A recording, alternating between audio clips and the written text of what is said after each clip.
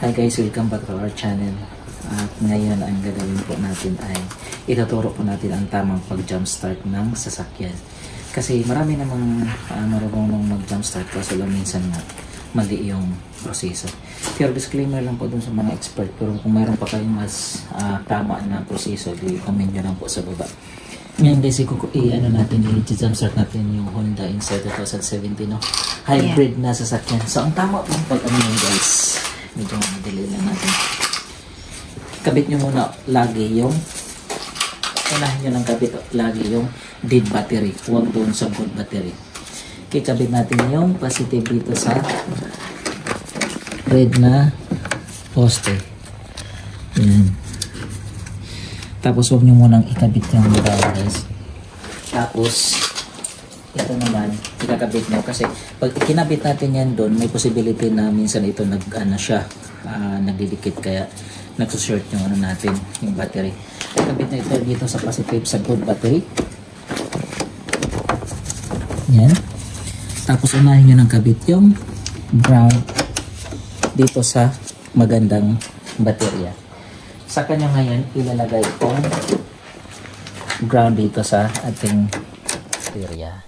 Alright. So start nyo naman dito.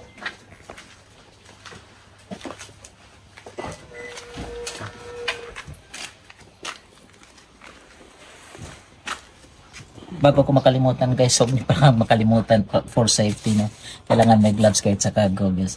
Saka huwag niyo i-start yung good na sasakyan hanggat maaari. Tapos turn off nyo lahat ng mga accessories like headlight, tapos yung AC dapat naka-off. Yan, dapat naka-off lahat. Tapos sa kanya i-start. Yan, ganun lang guys. Tapos ililid nyo lang siya ng mga ilang minuto o kaya i-road test nyo ng mga 10 to 15 minutes. Tapos pagtanggal naman, unahin nyo rin lagi yung magandang, yung dead battery. Pero ilid nyo muna ng mga ilang minuto para magcha-charge mo na siya.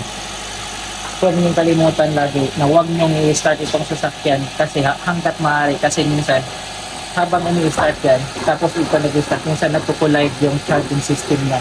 Pero kung minsan kasi sobrang laki ng baterya, hindi siya kayang i-jumpstart ng same capacity. So minsan ini-start talaga natin at nire-rage. Pero once na nag-start ito, automatic na tanggalin hanggat maaari. Tanggalin mo yung connector. Tapos pagtanggal naman guys, laging anahin yung negative. Ayan. Tapos saka yung positive. At huwag mong idikit. Huwag nyo kalimutan. Ayan. Ayan lang guys, tapos na. At sana nakatulong sa inyo. At kung nakatulong man sa inyo, share naman dyan sa mga trades ninyo para makatulong naman sa iba natin mga kababayan. Salamat.